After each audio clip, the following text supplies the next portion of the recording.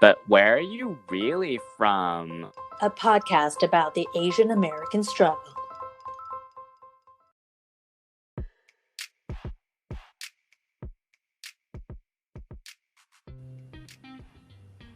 Hello, I'm Jesse Lynn. And I'm Angela Lynn. Welcome back to another episode of But Where Are You Really From? This week, we're going to talk about the new year for us Asian folks, Chinese New Year. We want to share with you everything we know, which is not a lot, about all the different traditions, foods, sayings, all of that jazz that comes with Chinese New Year. So, to kick it off, first of all, this year is the year of the ox. So, hopefully, we'll have a very strong related year with great outcomes as the year goes on. Angela, what's your zodiac? I'm a horse. Mm-hmm. So it's something about like having a lot of energy and like just to backtrack a little. First of all, happy Chinese New Year because Yes. today is the beginning of Chinese New Year. And it lasts for 15 days. So today's the first day. And Jesse and I are wearing what red we own. So, Mm-hmm. yeah, neither of us is wearing a super auspicious shade of red, Yeah. but this is just the best we can do. So, deal with it. That But shade of no, red is very daring. The it's, auspicious shade of red. oh, well, yeah, seriously, who wears that on like a normal basis? Not that many people, No, I don't very think. few. Yeah. But yeah, I'm a horse. I don't know. It's like what you think of a horse. Like it runs around. It's like adventurous and like doing shit. How about you? I am a sheep and or goat, depending on who you use to translate. I think that in general, this sign is just supposed to be very auspicious, like lucky. I don't know if there are any other like specific traits related to a goat or a sheep. I do, one fun fact about me and my zodiac is that I don't actually like lamb or sheep or goat very much. And Oh, because you're not I a carnivore. Yeah, well, no, I like I meat. mean, sorry. Wow, I can't use words today. I meant cannibal, like your own people. Yes, yes, I cannot cannibalize my own animal.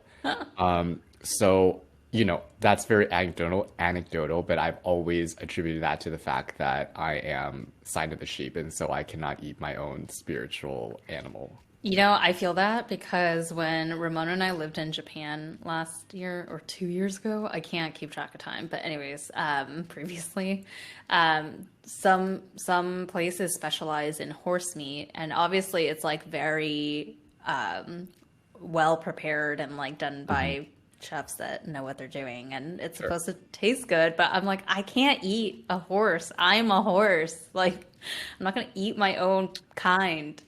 That's how I felt. Yeah, it's a little bit weird. I definitely feel bad for the people who are like very common signs, like ox, chicken, like Yeah. you kind of have to eat those things. But for me, I really could. I didn't really like the taste of, and I still don't really like the taste of Well, sheep. lamb is like an on the fence kind of thing. Sorry, I Mhm. love lamb, so I love eating your people.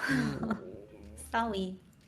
But I looked up the ox because I feel like I was a little bit confused. Like, okay, so there are these 12 zodiac signs, and every year we cycle through a different zodiac sign, but like, what does it even mean to be the year of blank?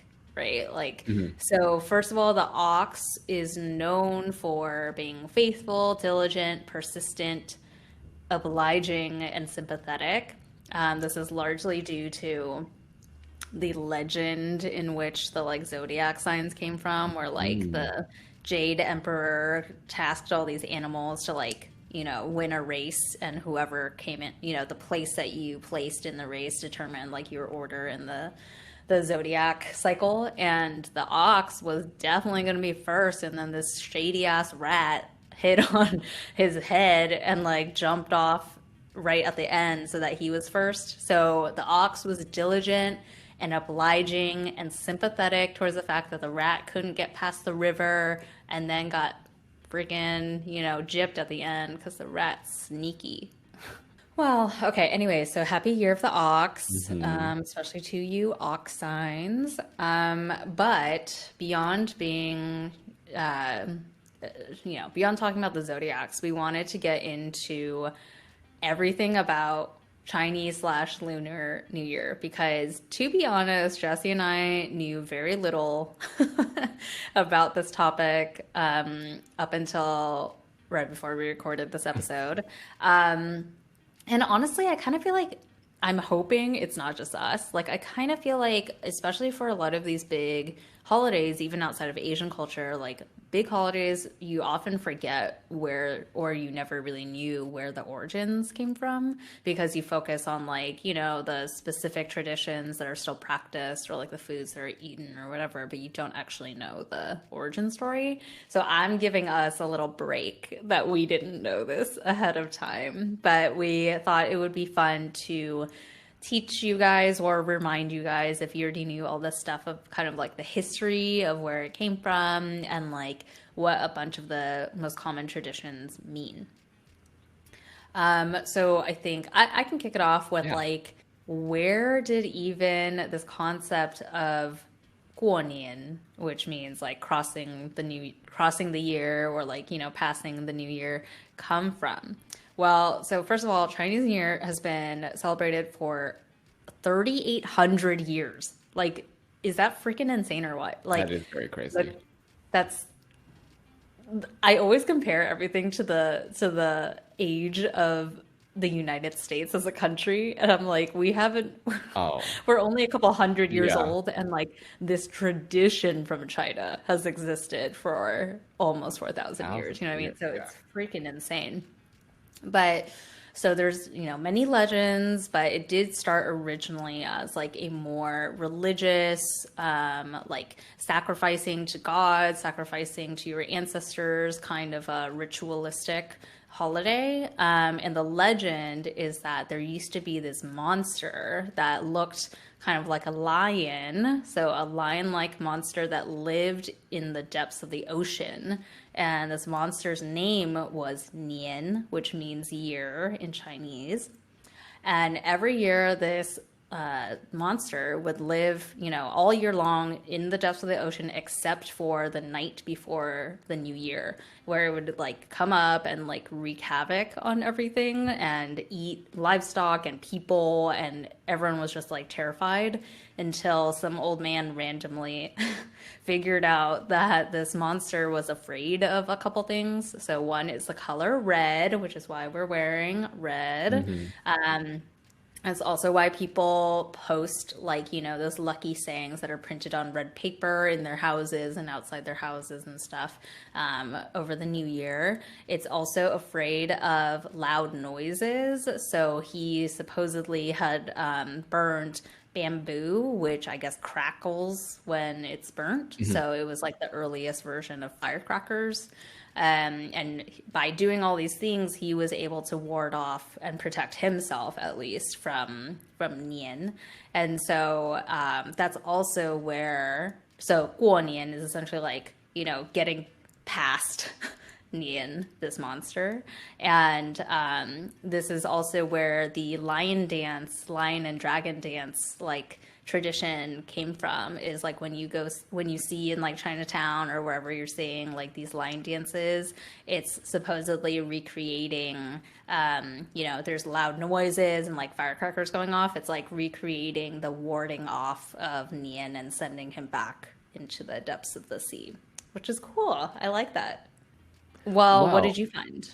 well, basically, yeah, that's the same thing for the general idea of why it's called 过年. And what I found is that there are many parts of the tradition that rely on words sounding kind of the same or similar, which is really funny because it's just Man, kind of Chinese people love that a shit. play on words. So Yeah. there was this thing that I was looking at that was like what not to bring to a Taiwanese home during Chinese New Year. And obviously, like many of these things, as I said, like you would never bring to anybody's home, period. But I guess people do for some reason. But the first thing was like four of anything, because the letter four, 四 sounds like 死, which means Mm-hmm. death in Chinese. Mm-hmm. So therefore, like anything that you bring in fours is not lucky because of that. It seems Yeah. like something really small, but I feel like when you're able to recognize something like that, people are like, "Oh, yeah, good on you." I think it's Yeah. also it like the play on words is also really fun in a sense because in another sense it's also very literal. Like we were talking about 过年, like I mean literally is like like the literal translation of like passing or surviving this creature. Hmm. And like I never even thought that that was just exactly what it meant. Like you always think it's Yeah, something same. else like ye old Chinese stuff like the stuff that we used to read from Confucius. Yeah, it's funny. Um, I also found that, so obviously, well, in a previous episode when I had my dad on, I think we talked about Chinese New Year a little bit, and he's like, "What do you guys even remember about Chinese New Year?" And we're both just like, "The money, I don't Oh know, yeah. the red envelopes, right?" Hmm. And so I found the origin of that Hmm. as well. So the official name of like these red envelopes or the gifting of money in Chinese is Ya Sui Qian. And Sui was the name of another monster. It's all about damn So many monsters up monsters. in here. Yeah, it's some demon who is obsessed with kids and torturing kids in their sleep the night before New Year's.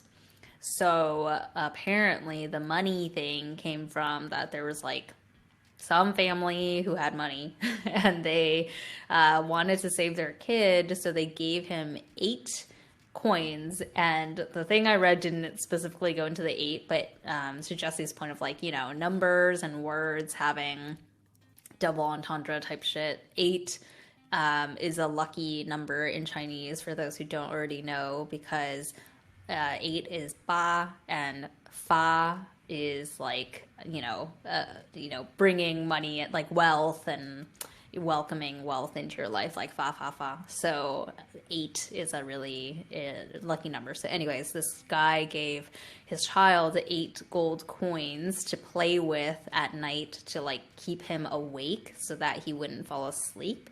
And then when he did lie down, he had put the 8 coins folded into some red paper and put it under his pillow. And so when the demon came to touch the child's head, he like knocked open the red paper and the coins shone this like very super strong light onto the demon and like warded it away. And I don't, this was like not well explained in the story that I read, but the coins were apparently fairies. Like they were actually fairies that were protecting the kid. Anyway, so now because of that legend, it's, you're like protecting your children and like bringing good fortune by gifting them these red envelopes of money. Okay, a few things there. First of all, this is like, I love this tale because it's very similar to the other ones where it just shows where we get all like a lot of our drive from. This is like the most Scrooge McDuck capitalistic story ever. The money saves you from the Oh, monster, that's true. You're right though. right? Yeah. And the second thing is, I thought because I remember when we did the red envelopes, my mom told me ya shui qian was like money. You refer to it that way when you're giving it to someone younger than you, but as a Mhm. person receiving it, you still consider it a hongbao and not ya shui qian. But maybe I'm wrong. Oh, maybe that's because the legend is about protecting children. Hmm. Hmm. So when you're giving it to younger people, that's where it's the killing, well, yeah is like to, Yeah, just press yeah, down on. So yeah. yeah, you're like squashing this demon, sui. Well, let's talk about a big part of Chinese New Year, which is the getting together and Mm-hmm. having of the food.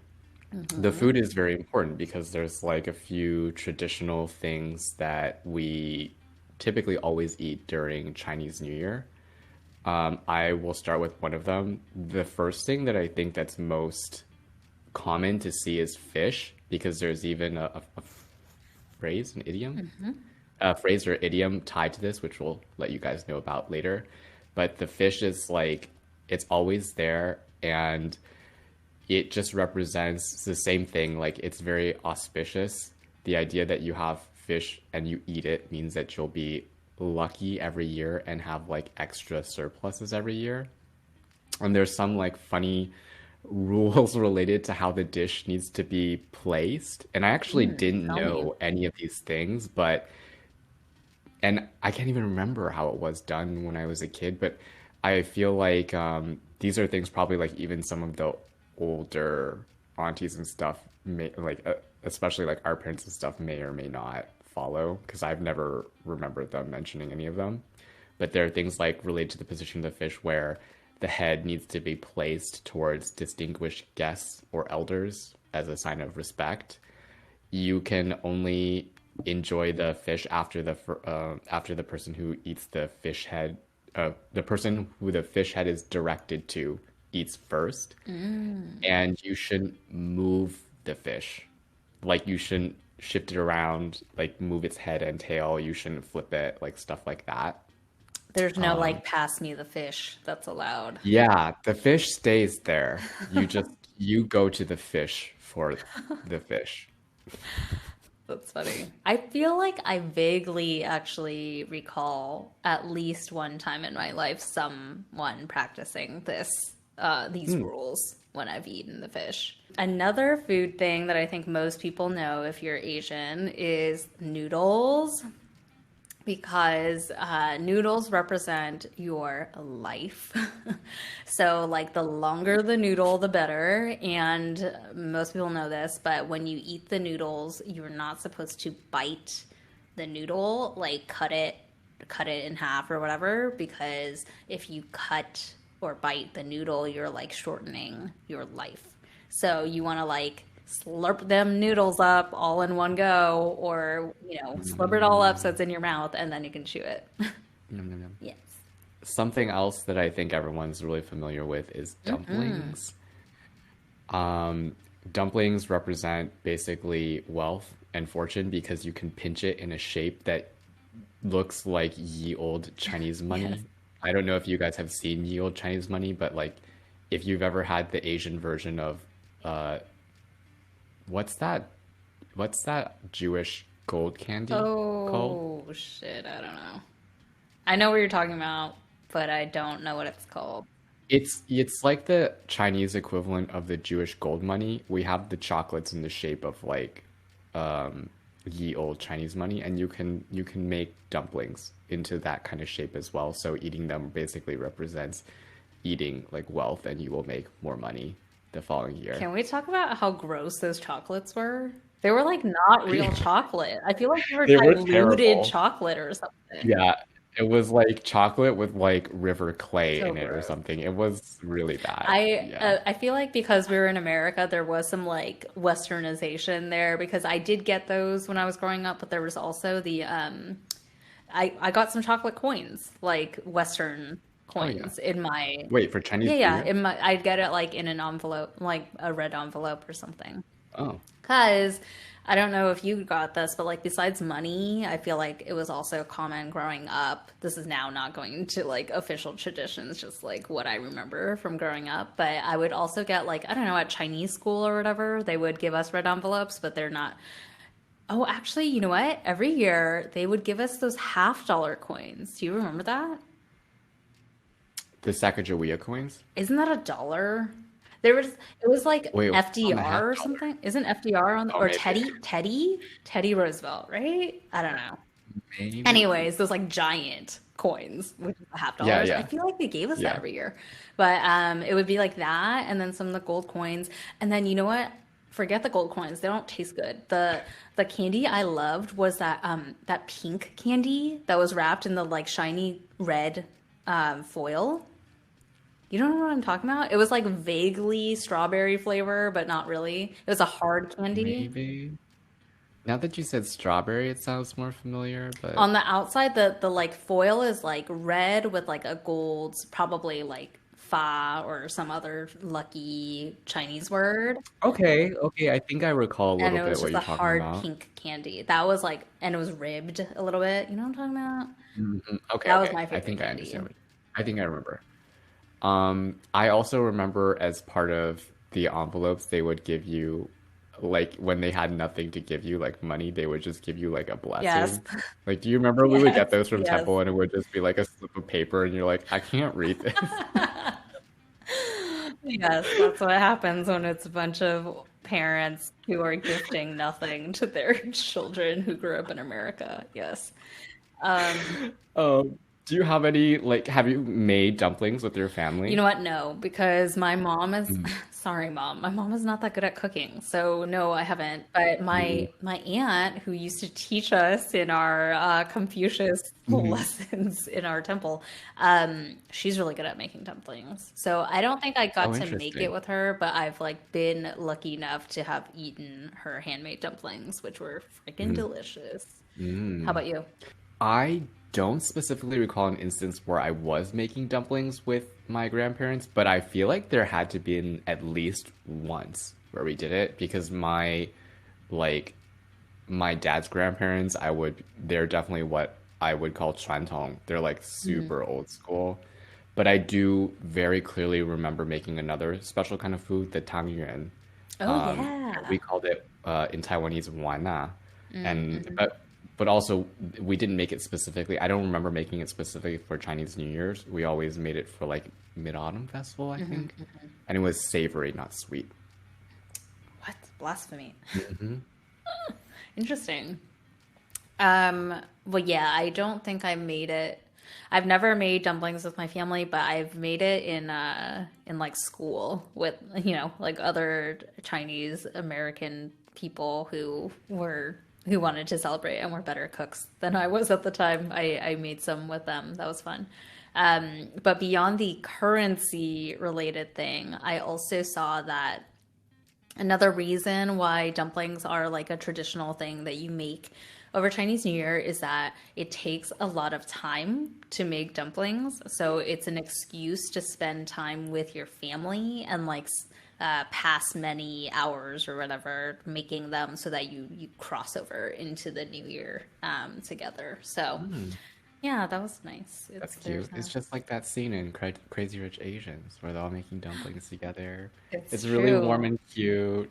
And then they shit on each other for how ugly their dumplings are. Yeah. Absolutely. Lol sores. Well, one other thing I found, which like I had always just like brushed off, I was like, I know this is a thing, but I don't care enough to look it up. I finally looked it up for you. Why is it called Lunar New Year, and why does it keep changing every year? Like, why is it not all on the same day every year? Well, this also dates back 1 zillion years ago, which is that way back when in China, Lunar New Year was, or sorry, lunar calendar was the main calendar. So basically, it's a calendar where it's based off of the lunar cycles. So like literally, the moon. And I looked it up, and one lunation, which is a word, is about 29 and a half days. So every month is either 29 or 30 days. And because it fluctuates like this, in comparison to our calendar year that we go by, a lunar year is only 354 days. So that's why there's this like difference. And technically, so the calendar year that we go by is called the Gregorian calendar, and it goes by the solar cycles. So that's why it's different because we're basing it off of different things in the sky. And China was all about the lunar stuff until in 1949, very recent. Very Hmm. recent. It was under the communist regime because I Mao was gonna say can't. it's Mao. Mao don't let you do anything. He not only got rid of the lunar calendar and was like, we going by this Western calendar. He also was like, you can't celebrate Chinese New Year anymore Oh, because, really? yeah. I mean, I Wow. guess it makes sense because during that time he was like, screw Confucius, screw all this Mm. like, literature and religion and all that stuff. So he was getting rid of all that. So I guess it makes sense. But then in late 90s, it came back. So China was like, okay, we can bring this shit back. But they like rebranded it. It's kind of weird. I never thought about it until I was looking all this stuff up, but they rebranded it as Spring Festival. So instead of specifically calling it like New Year, it's 春秋节, which is we've heard that too, I guess. But it's supposed to be, you can call it one or the other, but they deemed it Spring Festival, and it's like officially a week-long holiday where you get to take time off to travel to your family to celebrate the New Year. Shall we move into our fortune cookie close, where we teach you guys 3 common phrases that you will hear if you are at a Chinese or Taiwanese or Mandarin Asian speaking household during the New Year's? And that you should liberally say to everyone, and you'll be loved and adored, and they'll be very pleasantly surprised. Like, just say them like your please and thank yous. Like, don't even say please and thank you. Just say these phrases. It's better than please and thank you. Yeah. All right. Well, one of them, I'm going to skip past just saying Happy New Year's, not good enough. That's like baseline. So, but if you want to know, it's 新年快乐, but that is baseline. That's not even a blessing. You're just saying Happy New Year. That doesn't count. The next one is 万事如意 is like a pretty common one.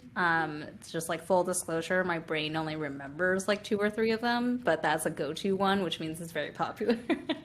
And it basically means, so literally it means of 1 zillion things that you are trying to do, may you be successful at them. So like anything that you do, you'll be successful at them. Interesting. Awesome. Well, I have one which is 年年有余, and it is dovetails with the fish thing that we were talking about earlier. It basically means every year you will have fish, literally. Well, And but that's not.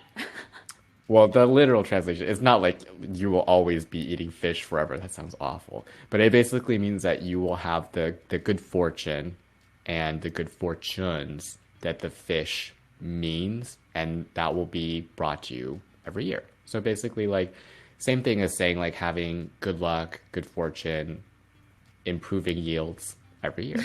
Improving yields.